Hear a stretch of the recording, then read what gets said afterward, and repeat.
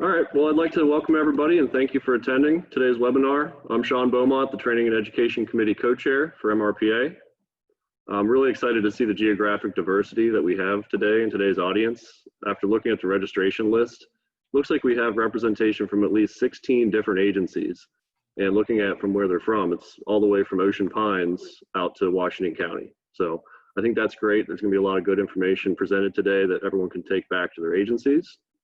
So I wanted to start with some housekeeping items first. We'd like to ask that everybody except for Mike, once he starts presenting, to mute their microphones and to have their video disabled. And that'll allow the presentation screen to be bigger and to allow for a little bit better of a focus on the content being presented. And depending on how long our presentation runs today, we should have some quick time for questions and answers at the end. So if you have any questions, feel free to put them into the chat room. There's a little box at the bottom of your screen that says chat, just click that and you can type it in. So with all that being said, I'd like to introduce today's speaker, Mr. Mike Hedlesky.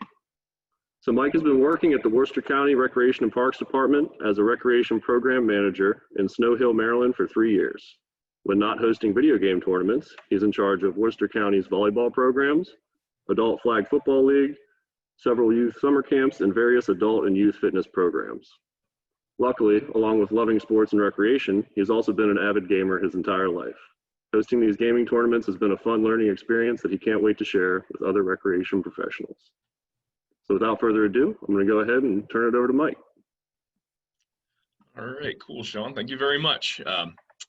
Yeah, so I have this presentation set up kind of geared towards, I'm assuming, I'm assuming people aren't very familiar with Fortnite, don't really know a lot about the game format, mechanics and stuff like that, and also kind of beginning stages like setting up brackets and things like that. So hopefully, there's a lot of good information here. I'm going to start off kind of slow, just kind of explaining some of this stuff, especially like what Fortnite is and how popular it is and some mind-blowing statistics about it, honestly.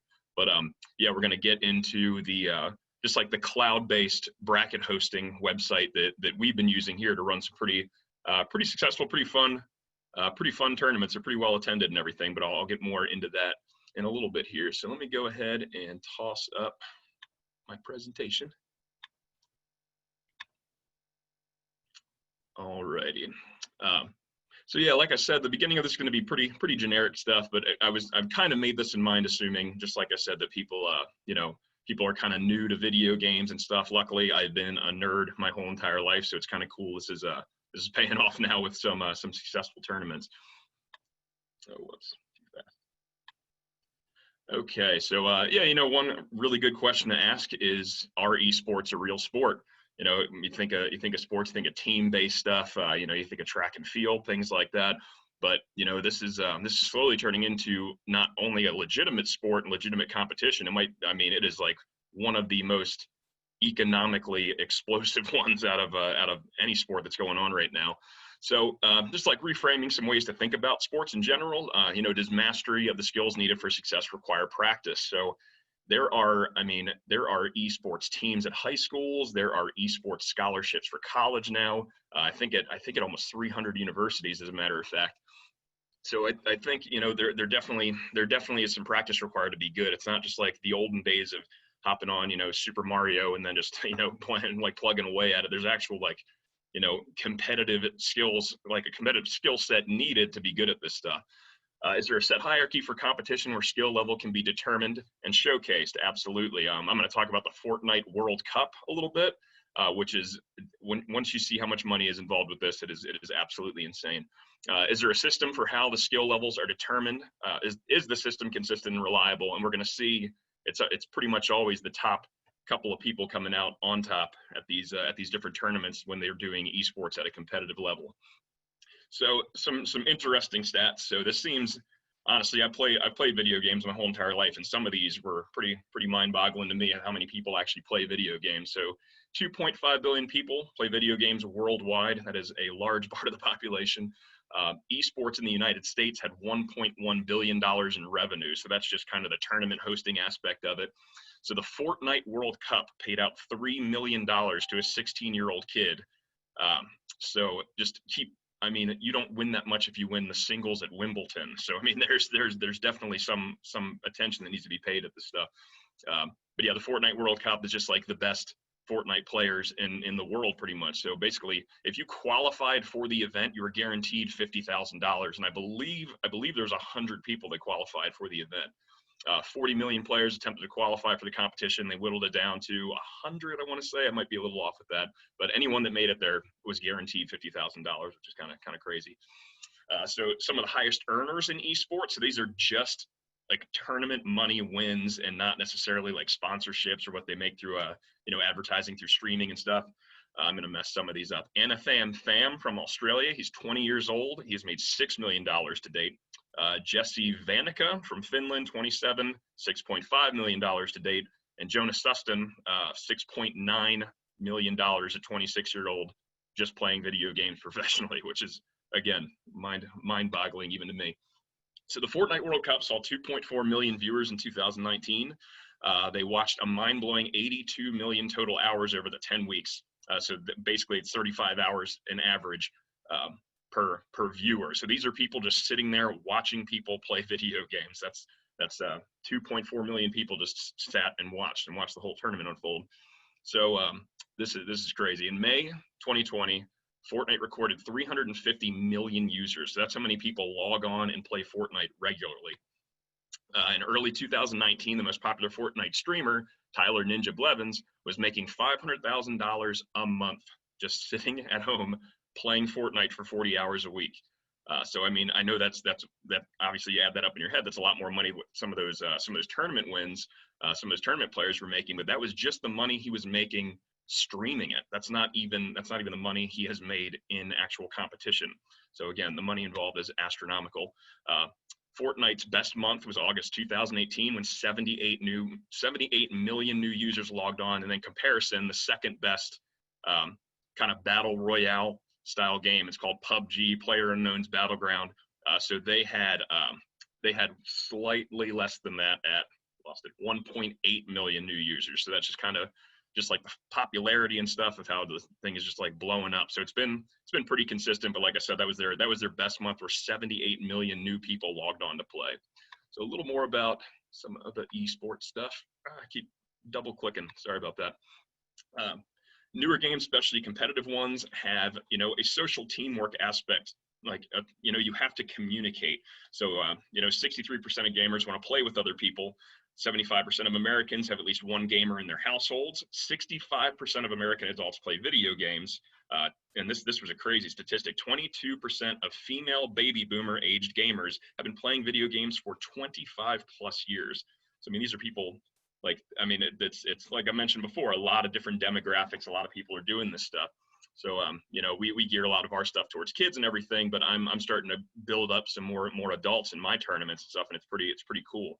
So with that in mind, 34 and 32 are the average ages of female and male gamers. So these aren't, these are the most people playing are in their, mid 30s. It's kind of interesting. You think it'd mostly be like little kids and stuff. So again, who plays video games? I got to move my little chat box out of the way. There used to be a big split between like the nerdy introverted kids sitting at home playing video games and, the athletes that are out there, playing sports and stuff like that. But now there's so much crossover. I know, speaking from experience here, I can't think of one kid that doesn't regularly play video games that also comes here and plays every sport that we offer. So yeah, just some professional athletes that play video games: Xavier Woods, Cam Newton, Gordon Hayward, Damian Lillard, Demetrius Johnson, Paul George, Chuck Liddell, and this is just a list from a couple different articles that I compiled. But there are, there are tons and tons of professional athletes that are playing video games in their downtime. Okay, so let's talk a little bit more about Fortnite here. That's the point of this thing. So what is Fortnite and why is it so successful? It's really two different games when you break it down, and this is very, very interesting information to me. So the one game is called Save the World. This is like a creative team-based tower defense style game where it's basically you and your team coordinate building different defenses, and you fight a bunch of zombies that are storming your castle. So this is a paid version of the game that has grossed around $20 million since 2017 when it was released. So this is nuts, this next part here. So Battle Royale, this is the popular one. So this is the one that has the 350 million users that are playing regularly. This is a game mode where players parachute into a virtual island with 100 other players. Players start with no equipment, no weapons, and must scavenge for supplies. They then try to eliminate the other 99 players to be the last player standing, kind of while, and the map kind of whittles itself down over time. And there's a storm that if you get caught in it, it just starts kind of chipping away at your health. So you have to kind of get pressed into a central location in the map over time where everybody kind of convenes and everything blows up around you. So this is a free version. This is 100% free. You can download it on your phone right now if you want to. That grossed $1.8 billion in 2019 and $2.4 billion in 2018. This is a free game. So I'm going to explain how they made this money because it's pretty wild. So they have in-game currency called V-Bucks. So what you can do with V-Bucks, and any parent that's got kids and had like unexpected charges to Epic on your credit card can attest to this. There are different skins that you can buy for the game, different clothes, different hats. You can get these like different pickaxes, different backpacks and things like that. So these are purely cosmetic. They're absolutely cosmetic. They don't help you in the game whatsoever. They don't make you a better player or anything like that. But I have no idea. I have no idea why it's so popular. Like kids are spending thousands of dollars on new shirts to wear in the game as they come out and stuff like that. And it's mind boggling. So mean spending for players is $85 per player. So that's the mean spending for each player that plays. So it's really interesting that a brand new game that you buy for like an Xbox One or a PS4 or something like that is only going to be around $60. So players are actually spending more money on a free game than they are actually like buying a full like priced game that you can. It's just super interesting. So this is a breakdown of what people have spent their money on. So 58.9% is spent on outfits. So these are the skins, these are the different characters you can unlock and stuff like that. Just purely cosmetic. 18% on gliders. So like I mentioned, you parachute into this island and you slow down your descent by pulling this like glider parachute thing out. So you can actually pay to get more of them that don't really help you with anything. 13% on harvesting tools. So like part of the game when you're scavenging for supplies, you can like knock down buildings, you can chop down trees, you can break rocks and stuff like that. And that's kind of how you get your materials for all the building. And then 9.52% on emotes and dance moves. So that's exactly what it sounds like. You buy dances for your character that you can spend real life money on to unlock these V-Bucks. And then, yeah, so you can just make your character dance a little bit differently than everybody else. It's so interesting that people spend so much money on it. I do play Fortnite in my off time and stuff, and I have yet to spend a single dollar on any of this stuff because it really does not make any sense to me. But it's kind of interesting. So our tournaments so far, they've all been free, just something for kids to do during the COVID lockdown. We've held 23 tournaments since March 24th, and we average about 12 participants per tournament.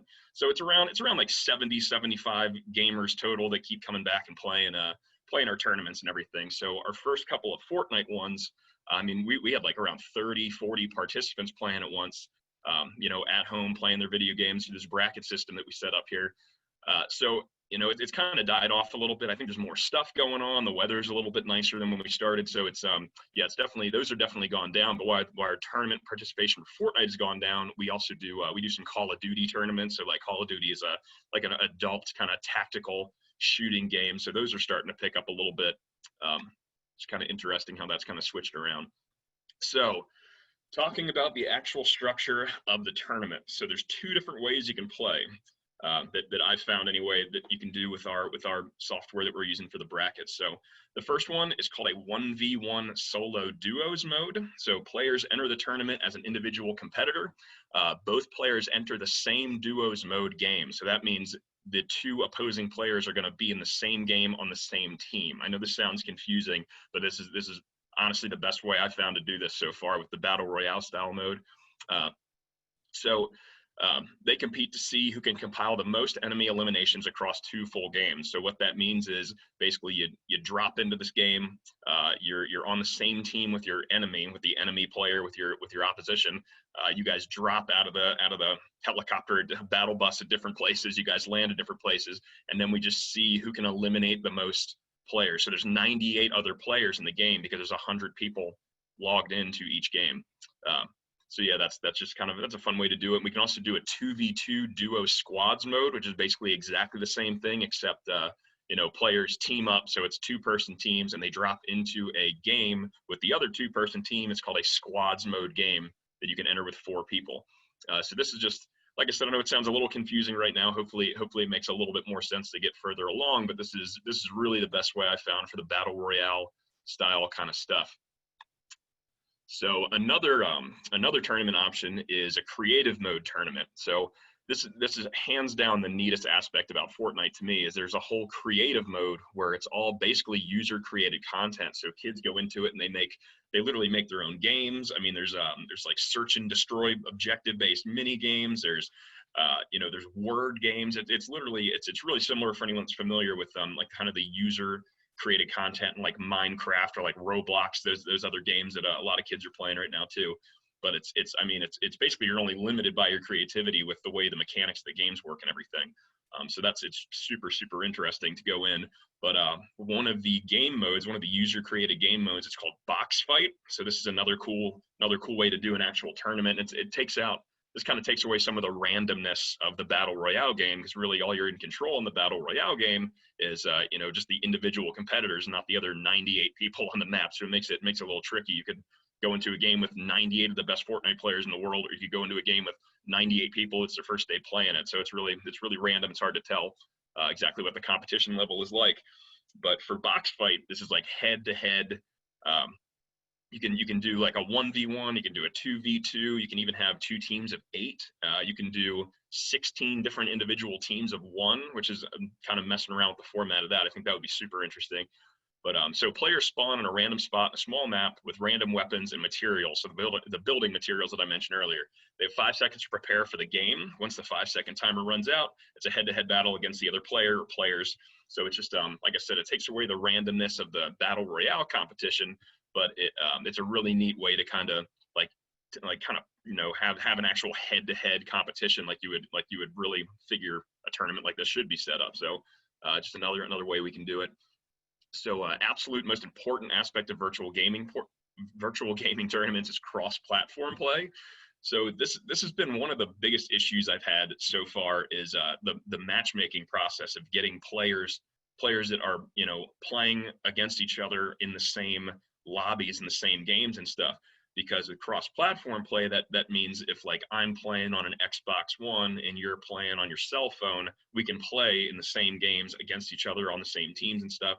And that is through a system that Fortnite has called Epic ID. So everybody gets a unique Epic ID the first time they log into Fortnite, and that is how people find you. So it's how you can matchmake across platforms, where like Xbox One uses gamer tags, PlayStation 4 uses PlayStation names, but those PlayStation names and those gamer tags can't really communicate with each other, so you can't find them on regular games. So Fortnite found a really cool way around it by just making their own database of names to help with matchmaking with this cross-platform play. So yeah, it's really interesting the way it works. So players must use the Epic ID, so not PlayStation names, not gamer tags, or else the tournament play won't work. So it's hard.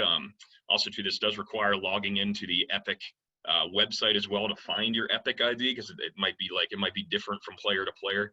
But Epic ID might be different than their normal user and gamer names. So I don't really get too much into like where you actually find this on the Epic website. It's pretty easy to find. But this is definitely something you want all of your players, everybody that's competing in the tournament, to know before you get started, or else it's not going to work. They're not going to be able to find each other. After we go over the bracket site, I'll show some in-game screenshots of what the game actually looks like for people that have never like sat down and played Fortnite before. So hopefully it's screenshots of my TV in my living room, so that some are kind of crooked and you can see like the wall behind it and stuff, but it should still be okay. You can still see everything that's important. So this is, I've searched forever, it feels like, to find a good, efficient way to run these tournaments. So the tricky part with an online or a virtual tournament is obviously everybody's in different locations. So like it's just kind of difficult to organize that communication and stuff. And there's more websites and more services popping up all the time now for just like catering to video games. But I tested out a couple of different websites, and Battlefy by far is the easiest one to use, I think. So the only issue with it is like you need to be pretty familiar with the games and pretty familiar with like game mechanics and the format of the games and stuff. So you have to be pretty well versed in exactly how the games work in order to get this to work for you for your tournament. So again, hopefully I'm going to go through it step by step, like from creating a new organization on here to setting up a tournament to seeding your bracket, and then exactly how to host our 1v1 solo duos or our 1v1 box fight mode games. So those are the two I really want to focus on, because those are the most fun by far from all the feedback that I've gotten. So okay, so on the left side of the screen, the little menu that pops up for Battlefy when you log onto their website. So what you're going to do is just go to organize tournaments, and oh boy, my thing's in the way. So yeah, you're just going to organize tournaments, and then you just do a new organization. And I've got one already created on here with Worcester County Rec and Parks. Here, let's get back 1 second. Just want everyone to see that. So yeah, as you can see, so once you do organized tournament, you get new organizations down there. But yeah, our organizer dashboard's already put together because of all the games and stuff we've done so far. So there is a Worcester County Rec and Parks organization on the Battlefy site. Once you click on your organization, you come to your organizer dashboard, and this kind of pops up this option to click on your actual organization, and it'll actually, this other panel replaces it once you click on that. It just kind of shows those are all the previous tournaments that we've done. Not all of them, just the last whatever 10, 15, whatever that is. But if you want to create a new tournament on here, you just go to new tournament, click on that, and then you get this screen here where you actually do your first bit of like options for the actual tournament itself. So you just want to either, search for Fortnite or click on it. It's one of the most popular ones, so it's pretty much always on the first page that comes up. But yeah, just in case it's not, you can just search for Fortnite in there. So once you do that, you come to the actual this is where you're going to put in all your information on like rules, all the basic settings for the tournament and everything. And then if anybody has any questions about what like we're using for rules and stuff like that, feel free to reach out. I can just send them all to you and explain them a little bit more in depth if you're not familiar with the game and stuff. But I didn't really go over that too much with this one because I just wanted to get like just the nuts and bolts of putting the actual tournament together. So like I said, you click on once you find Fortnite on the list, you click on it, this screen comes up. So it's a little funky looking. So the left side of the screen is just the top part of the website, and then the right side of the screen is just the second half of the page that I couldn't fit into one whole thing. So yeah, so all you're going to do is just all the required information is just the tournament name. So I have the MRPA Fortnite World Championship scheduled at 11 a.m. today. Just kind of like make up a tournament, show you guys how it works. So yeah, other things you need, obviously you need the date, you need the time. There's some optional fields and stuff. One really cool thing once you kind of get a couple of these entered is the ability under optional fields where you can just clone a tournament that you've done already. So it'll autofill all the information. Obviously you need to change the date and things like that. But if you run a 1v1 solo duos, it takes a little while. It takes a little while to set this up the first time. You'll just be able to kind of clone it. And then, yeah, you can just fill in all the information you need to run a new one. Let's see, I'm probably going to get inundated here. Before I move any further with this, before I get the info and the settings, does anybody have any questions or anything? And you guys can just let me know if you see any yet. I keep seeing a little notification pop up. I just want to make sure everybody's like still on board here. So I'll give everybody a second to see if we got any questions. Hey Mike, so it's Sean, and I do have some questions that came up in the chat if you want to get to them. The first one was from Byron Thompson. He just said, have you had any agency concerns with promoting the game since it does include some fictional violence? Well, we haven't had any issues. No one's complained or anything. And there's not with Fortnite, it's so cartoonish. Like even after you shoot somebody and you kill them in the game, they just disappear. There's no blood. Obviously you are shooting a gun at another person, so I can see how that would be of concern. But yeah, we haven't really had too many problems, and I know a lot of the parents that have had their kids playing it are like just super happy to see them like doing something competitive with other people during the lockdown and everything, especially. So I can't even count how the first couple of tournaments, I can't even count how many times parents actually called me with questions of how to set the games up, and they were like kind of fired up about it, like kind of excited about it. So yeah, no issues with that yet, surprisingly. I was a little bit more worried about the Call of Duty tournaments than the Fortnite tournaments, because I mean that is like a gore show, people getting blown up all over the place. But that's been mostly older like people like my age in their mid-30s playing in those things, so we haven't had any issues with that yet either. Okay. I'll get to one more and then we can keep going. Sure. It's been asked by a couple folks so far. Are there any rights fees or any sort of costs to using Battlefy? No, it's 100% free. So that was that's exactly why this is another big reason why this is the best one that I've found so far. So there's some others that are free, like bracket hosting cloud-based services like this. One of them's called Tournament. And then there's a couple other ones, but none of the interface with this one is just so much easier. But yeah, Battlefy is 100% free. If you end up hosting a tournament where people have to pay for registration fees, they do take a cut of that.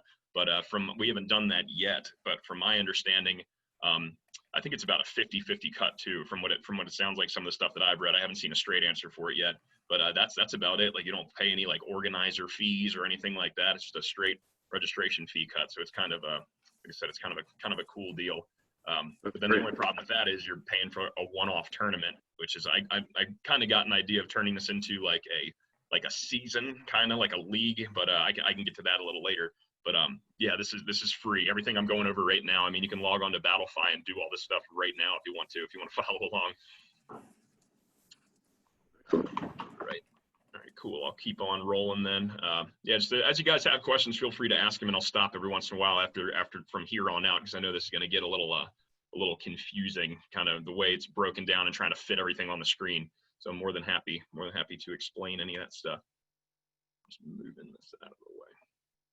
Okay, so yeah, once you get your tournament name, you got your date, got your time in there. Like I said, it's just so much easier once you get a couple of these in, and then you can just clone old tournaments. You got your next button down there in the right-hand corner, so we just move on to our next screen here. So this is just the next part of it. It says info up at the top there. So now info is underlined. If you can't see it under the screen sharing thing, pops up. But yeah, so this is the other information that you need here. So this is where you put in like all of my contact information's on this page, and all the critical rules, prizes, schedules, stuff like that. But if we just move on through it, so these are collapsible menus, and these are just what they look like when you open them up. And again, if anybody wants a copy of these rules, I've been kind of tweaking them here and there. I think they're pretty good now. They're pretty solid for tournament play, and I tried to make it easy enough to understand that you don't have to be like a professional competitive gamer to understand exactly what the formatting rules are and stuff. So again, that's just where all this information goes. And then you got next on there. So here are the settings that kind of help construct the bracket a little bit better. So you can I've just been setting my game region to North America. We haven't gotten anybody, we haven't got anyone overseas trying to play the tournaments yet. So make sure you have cross-platform play set up. That'll help. It just kind of helps the bracket get organized a little bit more effectively. And then, yeah, tournament name or tournament format, you select that. Let me get to it. So you select your tournament format. So for this one, it's a 1v1. I always enable this check-in feature, so it'll actually send everybody an email to let them know there's an hour before the tournament starts. So they just kind of, get ready to sit down and play, because that's the one of the biggest issues I've had with this is, since they have been free, is sometimes players sign up and just disappear and don't tell me about it. So I have to like really pay attention throughout the entire tournament to make sure players aren't just leaving because they got bored or something like that. So the check-in feature does help remind them that they signed up for a tournament, and hopefully gets them back in here. So match score reporting. This is kind of cool. It's another cool feature of Battlefy. So I should probably clarify this. I'm sure somebody's got this question. I'm sure most of you have this question actually. So the games are not played through Battlefy. So Battlefy is literally just the bracket hosting. We're going to get their Epic ID names, and we're going to put them in here, and we're going to make a bracket, and it's up to them to match make and find the other players. So I know hopefully this is coming together a little bit now. But so with match score reporting, you can set it to either admins only or admins and players. So with admins and players selected, that means players can actually enter their own scores for the games. So if you're gonna allow players to do that, just to make sure they're not lying about it, you can require screenshots. So if they don't upload a screenshot of their score at the end of the game, it won't let them enter the score. So this is another reason why this is awesome. There's other websites you can do this with that don't have this feature. I mean, it's absolutely imperative to make sure people aren't cheating. I mean, literally people could just, that's the only, I've only had problems with one person cheating so far, and they like lied to their opponent about their game needing an update.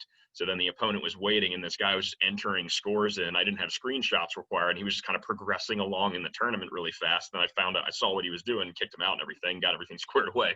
But if you don't require any evidence to be submitted, then you're just asking for someone to swoop in and start taking advantage of it. So once you get through those options, so you can set the registration limit, the number of people you want in your tournament, to unlimited. The only issue is unlimited goes up to 1,024 participants on here. So that would be very, very tricky keeping track of that. I know 40 is the most, right around 40 is the most we've had in one single tournament, and that can get a little overwhelming if people don't understand how Battlefy works, if they can't find their Epic IDs, if they're get like kicked off a server when they're playing or something like that. So it's it's definitely good to have some limitation on it, and then I'll show you how we keep it private here on the next screen. So once you click next, after you enter all that information in, we have our registration limit again. So this is kind of oh no, we're at the bottom of the screen now, I'm sorry. So this, one of the questions I get a lot from people is like, are you worried about any kind of privacy issues, doing this completely online and collecting information from people? That's another really neat thing about Battlefy, is they don't need any information. We get an email address and that's it. I don't even know their real names. They enter in a fake gamer name that allows them to use the chat boxes and talk to other players like during the tournament. But other than that, we don't get any other information from them besides an email address, and that's just for communication purposes. So even with that, their email address isn't seen by anybody else but me. So as you can see, the player registration fields, you can add new public fields, new private fields and stuff. So if something is a public field, so their in-game name, that is the only piece of information anyone actually ever sees from any of the players. So I have a private field for email address just so I can communicate with people. But again, like no one but me sees those email addresses. So pretty comfortable with the privacy options with this one, because they just don't get any information. So once you get that, next. Okay, so we're on to a single elimination or a double elimination bracket. So all you're going to do is just click. I honestly haven't run a round robin or a Swiss bracket yet. I would like to, especially some of the shorter game mode tournaments and stuff, like box fights are very, very short. The Battle Royale one can kind of drag on for a little while, because I mean, a game could last. You could get eliminated in the first 30 seconds, or you could be playing a game for 40 minutes and make it all the way to the end and beat everybody. It's impossible to tell. So I'm just going to talk about the elimination brackets that I've been doing, because it seems to be the most efficient way to get it done here. So again, you're just going to need to re-enter this similar information. It should already be there when you get here, but just double check. I've had the time be wrong before on here, and I've had to go back and correct it after I already published the tournament and everything. So I keep, you can, with the match check-in option, so it's above the circle that just popped up, you can turn that on. So it'll send another email at whatever time interval you want it to remind people that they have to come and play. But it's kind of, I don't know, I don't want to inundate everybody with emails while they're trying to do like a fun tournament thing here. So I normally leave that off, because they already have the other check-in email that gets sent out. So at the bracket style, so this is our single elimination or double elimination option. For the Battle Royale games, I learned the hard way that we should not do that via double elimination. When we had a Call of Duty tournament that started at 7 a.m. and then didn't end until about 7 p.m. and then didn't end until about 1 o'clock in the morning. So those games are impossible to time out, because like I said, you could be eliminated immediately, or you could make it all the way to the end of the game and knock out all the other hundreds of players that are on the map.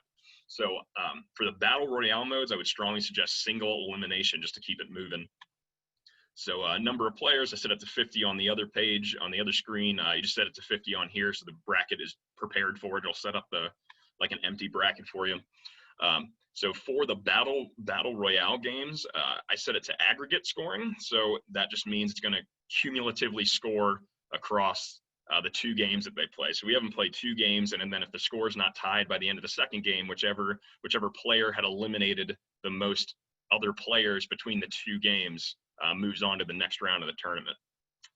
So yeah, that's oh yeah, there's a little option on the bottom, have a tiebreaker game if scores are tied. I strongly suggest clicking that, and then you can actually set your number of games too. If you want people to play a best of 5, or like how many eliminations they get in 5 games instead of 2. You can really set it to whatever you want, honestly. So, all right, moving on with this.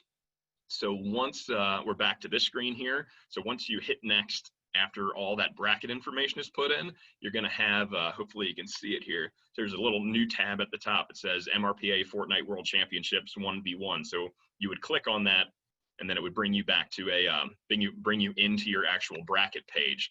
So, but if you just click next, like I'd kind of skip that part for this to show you the rest of the tournament setup process. So once you get to that, click next. This is super, super cool, and I have not used this feature yet. So if any of the gamers in your tournament stream, if they have like a Twitch profile or something like that, they can actually upload their stream straight to Battlefy, and you can watch them play. So again, I haven't really enacted this yet. I've played in and watched other tournaments where people have had it going on. It's super entertaining. So that's kind of the next evolution of this. Try to start taking advantage of this and start doing some like commentary while the game is actually going on, and see if we can't get some some people logging on and watching us on a Twitch stream hosting a tournament. It'd be kind of neat. There's just so many people that love watching other people play video games. Again, those numbers I shared earlier are kind of mind-boggling. So you can do that. Again, I haven't done it yet. I don't want to talk about it too much just because I don't really know exactly how it works yet, but it's a pretty cool feature. So we go next, and then your last step is publishing the tournament. So just like it says up here, so all that's different from this screen and the last screen is I switched from draft to publish. So you click on publish. And this is where you can set the privacy of your tournament too, which is super, super important. Like if you want to set up a public tournament, I would strongly suggest making people aware of it ahead of time, because I don't know how much experience everybody else has had with video games. Sometimes people say horrible things in chat lobbies and in gaming lobbies and stuff like that. So even though it's, I'd say 99% of the people that play video games are there to just either blow off some steam, relax, stuff like that, do something social, have a little outlet, stress relief outlet for the day. But there's also a 1% kind of toxic community too. I mean, it's the same with anything, I guess. But it's the anonymity of, yelling at someone through a headset is, it kind of empowers some people. So I strongly suggest keeping the privacy settings to private. And what that's going to allow you to do, I didn't set it up on this one, but you can control who enters the tournament with join code. So if you click that join code box, it's going to randomly generate codes for you to give out to players. So they have to put that unique code in order to even sign up for the tournament. So it's kind of overkill, I think, because once you set it to private, players can then set up from they can log on and register from a private link that you send them. So it's like almost like too much security for what we're doing here. But I use the join codes for a while, and it's pretty effective. I think it holds people a little more accountable. I've definitely had more people sign up and kind of ditch on just sending them the link without having them reach out to me for the join code. But either way, whatever you're comfortable with, whatever you want to do, they both work really good at keeping scumbags out and stuff. So after you hit next there, you get this: success, you did great, let's go. And then it comes to this. So this is the private link you get that you can copy and paste, send out to anyone you would like to invite into your tournament. So what am I highlighting there? Okay, so this is a little confusing. I've had a couple of questions about this too. This little copy button over here. So when you click on it, you get a green check mark for about a split second, and then the copy button pops back up. So as long as you click that button, you will actually copy the link. Some people were kind of confused about it when we went to like share the link, and people thought the link wasn't copying or something. It's a weird odd little feature they have on here that was confusing enough that I felt like I had to mention it while we're talking about it right now. Okay, so then you get back to our MRPA Fortnite World Championship. This is our main page. So this is what like the players see when they log into the game here. So or when they log on to the site when they come to register. So you can see on the right-hand side there, they can just click join. They put in their limited amount of personal information, and then they're ready to go for the tournament. So yeah, you got your details tab, rules tab, prize, schedule, contact tab, all down at the bottom there. And that is going to it's going to be where you see all those rules and everything that I put in earlier. And then at the top, you have an overview, participants, brackets, media, announcements. And again, those are just, nothing's really set up yet. None of these features are really going to change until the tournament starts. But once you hit this point, you're done until the actual tournament starts up. So if I click on brackets here, just so you can see what it looks like, if for anyone that sets up brackets regularly, this looks like a heart attack. But yeah, so this is just the empty bracket that's been set up for our possible 50 players that might register. And you know, you can just it's going to be empty until whenever you close registration and move on with the actual tournament itself. So before I get into seeding the bracket, do we have any other questions? Anything else that I didn't see yet? Mike, there are some questions Sure. out here. This one is from Rob Halsinger, and he says they're considering programs in 2 different age groups, 11 to 17 and then an 18 plus, and was wondering if anyone else was doing anything similar with those age groups or if they're different age groups. Those would be really, really good ones, because anyone under 18, if you don't want them playing like mature rated games like our Call of Duty, we've just been kind of lucky where it's only been adults playing in the adult themed game ones, and then you know, it's only kids playing in the kids themed one pretty much. So yeah, I don't know really what too many other people do with it. It's kind of fascinating. There's not a whole lot of other rec and parks facilities doing this stuff already, honestly. But yeah. So those would be really, really good age groups, and then. Yeah, especially like I said, I can't believe we haven't had any issues with anybody having a problem with us doing a Call of Duty tournament. So it's been nice so far. We haven't had anybody complaining about like mature rated games and things like that. But if I were going to set up like an age group category like that, I'd probably do the exact same thing. It sounds pretty good. Okay, great. And then there was a question about if there are fees for participants and if there are prizes. So we do, all of ours have been free so far. Just Okay. Again, just trying to get kids doing something social and competitive, you know, trying to do whatever recreation they can while they're locked down at home the last couple of months here. Yeah, we have like extra gift cards and stuff laying around from other events and stuff like that. So when people, you know, when we do actually whittle the whole tournament down to a winner, we've just been sending random little things out like that just to say like, thanks for playing pretty much. It's funny. There's like a 12-year-old kid that lives down in Ocean City, Maryland. That's got like 10 restaurant gift cards down there because he keeps crushing everybody in these Fortnite tournaments. But yeah, we try to do something nice, just a thanks for playing more than anything else. Great. That's all I see so far for questions. All right, cool.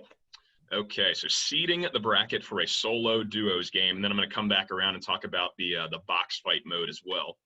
But so it's this easy. It's literally this easy. So you click seed your bracket.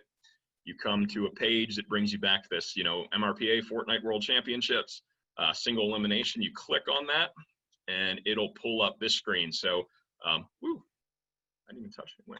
So, yeah. So this is what I was talking about with the check-in option. So you can. So if you enable that 60-minute check-in or a check-in 5 minutes before the game or something like that, you have the option of only seeding the bracket with players that have checked in. So that's kind of a cool feature. I haven't really utilized it too much yet because we've been pretty consistent the last couple of ones with everybody actually showing back up and playing in the tournament and everything like that. But if you're having like a big problem with like players disappearing and like just not like just no showing, you can do check-in only and just really, really reiterate that they must do that check-in at either like 60 minutes, 30 minutes, whatever you want to do ahead of time just to make sure they're available to play. But so I'm selecting all players for this one. Whoops, all players. Okay, so I totally made up this bracket. These are a bunch of my coworkers and our intern right now in here. So I'm going to take you through what a tournament looks like while you're running it, while it's actually going on. So basically, these are 10 separate registrations for my 1v1 solo duos game. So you want to make sure you seed everybody first. And there's a couple ways you can do this. You can do it completely randomly, which is how I've always done it, or you can do it based on when they registered. So like number 1 seed would be the person who registered first, number 2, the second person. But I've just been doing it randomly and it's working out fine. So I hit auto seed, picked randomly. So as you can see, the registration numbers and the seed numbers don't line up, and it's because they're totally randomly generated. So from this point, we click generate bracket, and you can see now our bracket is filled in, and it's been whittled down to 10 participants and not 50 anymore because we only had 10 people sign up. So it's another really cool feature with Battlefy is it'll automatically try to make a 4 or 5 round bracket based on however many participants you have. So as you can see, it gets a little funky. Like there's like Obviously, there's enough people where everybody can play in the first round, but you can see that a couple people had buys. So like some people's first game is going to be until round 2, but again, it's to stretch the tournament out to at least 4 rounds, which I kind of like. It's kind of cool that it does that for you. So yeah, you can see it filled in all of our names over there on the left-hand side. I'm going to take you through, just kind of working your way through it here.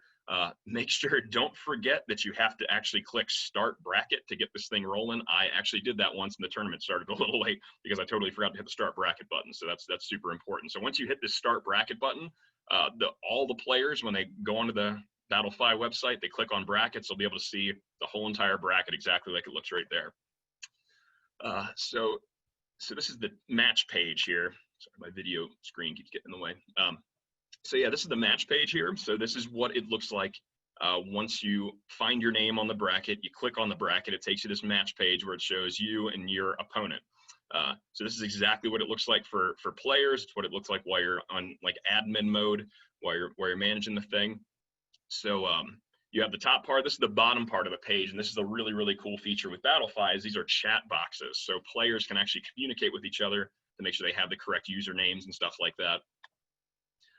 So here, okay, we're back to the actual match page here. So once, again, if players are entering their own scores, if you're entering scores for them, you go to this page for each individual game and you click report score. So then you get a page like this, kills for game 1, you just put it in. I just made up a bunch of scores. So Mike scored 3, Brianna scored 1, you hit done. And then you can do the same thing for the second game since we're playing 2 games here. Do report match score, and then it was 1-1, but it's aggregate scoring, so I won 4-2.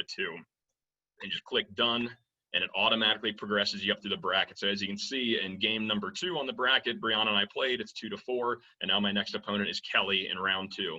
So I just went through and completely made up an imaginary tournament here that, you know, all I did was go through and enter the scores. It brought it all the way down to a championship where I won. Woohoo! So it's really, really easy. I just want to show you how easy it was entering the scores and getting all that stuff put together. So it's the bracket. If you have it where players are entering their own information, the bracket will progress itself if there's no issues. So there's always going to be an issue though. So definitely don't just like leave it and go do something else. But you know, theoretically, if no one has any problems, it's super, super easy to do this. So I mentioned another game mode, 1v1 box fight, and I'm just showing you how I set up the bracket options for it because it's a little bit different. Like you can't do aggregate scoring for this one. So let's see. So 1v1 box fight. This is all the information. I changed the time to this one. So this one's at 12 o'clock today instead of 11 o'clock like the other tournament. I always do double elimination with these because the games are super, super short. I mean, they're only going to be each round is only going to be about 10 minutes or so. So we do double elimination for this one. I do a best of scoring. So the best of all rounds is 1. So when you're actually in the game playing box fight mode, I have the rules set up that the gamers play a best of 7. So they just play, basically the player that wins 5 games first wins. So they just kind of play that in game, but it only counts as 1 round in the bracket. I hope that makes sense. So basically you just click a winner or a loser based on who won 5 games first. And then the bracket will take over with a single or a double elimination, however you want to do it. So again, this is another one of those nightmare pages. You can, this is another super neat feature. So if you wanted round 5 to be different than round 4, oh boy, if you wanted round 5 to be different than round 4, you can actually set new parameters for the scoring or the best of. You know, you could do a best of 3 instead of a best of 1, and the grand finals could be a 10-game series or something like that. Whatever you want to do. So it's kind of neat. It'll let you each individual round figure out what you want to do for it. And then there's actually a little box over on the side that says add details that you can actually like put some more instruction, information, formatting stuff in there, which is really, it's a really neat function. So then when you get down to the very, very end of that nightmare page with all these boxes and options, you see this and you just click, your little red button there and move on. So, okay, I think I still got a little bit of time left. So I'm going to go over some of the in-game pictures and what kind of Fortnite looks like with some of these different options here. So you log on your Xbox, you log on your PS4, you get Fortnite. So for our 1v1 solo duos, we're going to do Battle Royale mode. So we just click on this and it brings us to this screen here. So there's a couple of things you got to make sure you do in order to set this up. So number 1, you can see on the right-hand side where it says solo mode. We need to change that to duos just to make sure we can add another person to the game. and you just click on duos. So you get this whole screen, then you click accept down on the side. So now when we're set to duos, we have to find our epic friends. We have to find our opponents that we're going to play. So we go to our little epic friends icon up here in the corner. It brings up this social menu. So this is the epic friend, epic ID system here. So what you want to do when you get here is you just go to add friends, and you use that Battlefy's match page to find whatever the opponent's epic ID is. So you just type that in this here, and then you find them. That's it. So then once you get that going, you just start the game. They play. It's really simple from there, because they can enter their own scores most of the time, and it just runs itself. It's really neat.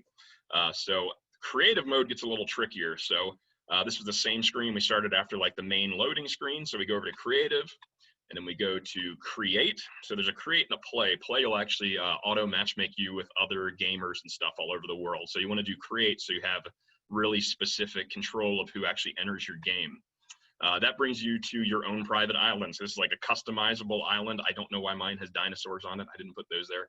But yeah, from here, it's a little tricky. There's a couple little in-game steps. So you're going to walk around, or the player's going to walk around until they find this change destination console. There's like 20 of them scattered all over the place. So they're not all in the same place or anything. So from there, to get the 1v1 box fight set up, we're going to click on it, and then we go to change destination. You can enter an island code. So the island codes are actually creator generated codes that Fortnite users have made up for their game modes and stuff. So the island code I've been using is this one. Yeah, it takes you to a small 1v1 or 8v8 whatever box fight map, and allows the players to play head to head. So we just I entered it. It takes you here. You walk through a little portal. You go in this big, scary, smoky room, and then once the other player gets there, you guys can play. And then, like I said, I like doing the best of 7. That seems to be a really good way to go about the 1v1 stuff with the box fight. So yeah, Battlefy is super easy once you get the hang of it. It'll basically progress the tournament on its own. Solo duos or duo squads is great for recreational players. I haven't had anybody complain about the formatting of the game yet at all. Box fight is great for super competitive players. Yeah, it's definitely going to be frustrating if you're not pretty good with the game mechanics already, but it's still, we still have like people that just play casually playing it too, and they still have a good time. Battlefy can support up to 1,024 individuals or teams. That would be, I can't even imagine what moderating something like that would look like, but it's cool that that's available. Best free platform I've found so far, hands down. Some of the issues that I've had with free tournaments: no incentive to actually participate. Plus side, Battlefy, you can easily adjust for missing players. You just kind of change the settings around a little bit, but communication is a little tricky. So your match chat, if you need to talk to like one player or 2 players, the match chat is great because they'll see that, but then you don't get notifications when the chat boxes update. So it's terrible for mass communication. So you have to end up sending emails, and half the time they're not even looking at their emails at all. But I would strongly suggest looking into Discord. So it's a video game focused chat app that can easily integrate. So like only admin can report scoring and stuff like that. So they can actually submit their screenshots over Discord. But again, if you're concerned, they do need to enter a little bit more information for that. I haven't used Discord yet. I just know a lot of tournaments do. But if you're concerned about like privacy settings and stuff like that, I'd still just stick with Battlefy. But if you find out communication is an issue for you, there's that option there. Yeah, getting players to actually read the rules is super frustrating because I mean, I've got a pretty big set of rules and just trying to get them all, integrated and everybody on the same page. And that's definitely, it's definitely insurmountable sometimes, getting people to actually look at that stuff. You have to be pretty familiar with the individual game mechanics to run the tournament this way. So I had mentioned it before, like if you're not familiar with Fortnite or Call of Duty or whatever you want to do, it's going to be a little tricky. So hopefully that was the whole point of this presentation, to hopefully make this stuff make a little bit more sense. I hope that was my goal anyway. So, we've done our Fortnite competitions, we've done our Call of Duty competitions, and we've only done those because those are the games I'm comfortable with and I know a lot about. I would like to do some more, like another game that's really popular with younger kids is called Rocket League. So it's basically like a soccer game, but you're a race car. I have no idea how it works. I got to buy the game and actually play it to figure it out. But that's another really cool kids game as well. So yeah, just a list of other popular tournament games right now. I mentioned Rocket League, any of the sports games, Madden, FIFA, NBA, NHL. Some of the more mature games are the regular Call of Duty game, Warzone, which is the Battle Royale version, Apex Legends is another Battle Royale game. CSGO is super cool. That is a kind of like a really super team-based tactical shooting game that's super popular, like overseas and stuff. Not a ton of people play it here anyway. And then I mentioned PUBG earlier, just another kind of more mature Battle Royale version of Fortnite. So one of the bigger PC ones is League of Legends. There's a ton of PC games that people play competitively, but that's probably the highest grossing, most popular one for sure. And again, that's another one that's not super popular, as popular here in the United States as it is overseas and stuff. Some mobile games. This might be a good place to start for some people as well, because you don't have to spend any money on any of these games and you can play them on your phone. You can get a little bit more familiar with them. So these are a couple of really popular mobile ones. Call of Duty Mobile, Hearthstone, Clash of Clans, Clash Royale, Fortnite is on mobile as well, and Mobile Strike Force is another one. So Call of Duty and Mobile Strike Force are like shooting games. Clash of Clans and Clash Royale is a little like cartoony kind of strategy, like castle building game. It's pretty, that one, I invested way too much of my adult life into that one. It's pretty good. Fortnite's a little tricky to do on mobile, but people still play it competitively. So where to go from here? So these are actual paid services for hosting tournaments and hosting brackets and stuff like that, or hosting seasons as well. Mission Control, they seem like they have their stuff together. I just wanted to put this in here so you guys had some other resources to check out. All right, so my vision, this is pretty much my last slide here. It took a little bit longer, but like, yeah, you know, it'd be really, really cool, you know, if even just continuing using Battlefy, just kind of turning it into an 8 to 10 week sport league, you know, develop partnerships with some of you guys, some other departments, coordinate running seasons specific times a year, specific formats at the same time with like same games, you know, have the winners players from partner facilities participate in several 3 to 4 week regional championships, and then regional winners compete in a state championship. So this is so different than other sports. Like, we don't need fields. We don't need equipment. They have all the equipment they need to play already if they're playing the games. And then, you know, just kind of work out some partnerships so we can all kind of figure out how to get on the same page and, you know, do a legitimate state championship. I think there's enough people that play. I don't think we're going to have a problem finding people. But, you know, this is something I'm sure I'm going to get some phone calls and emails and stuff once this is over. So I'd love to expand on this stuff for anybody that's interested.